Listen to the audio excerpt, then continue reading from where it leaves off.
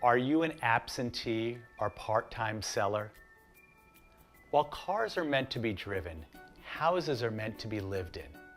When properties are left vacant for periods of time, they don't show as well as when someone's living there full-time.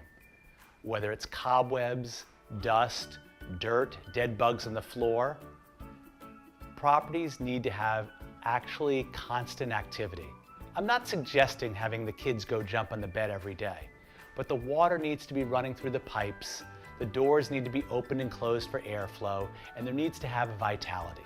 In fact, when we show properties where there's been an absentee or part-time owner and the property has not been occupied for months, there's a bit of a dead feeling there.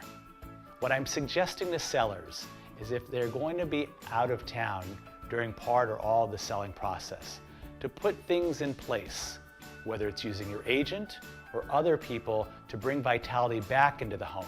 It's going to show better, it's going to feel better, and it's going to be living and breathing.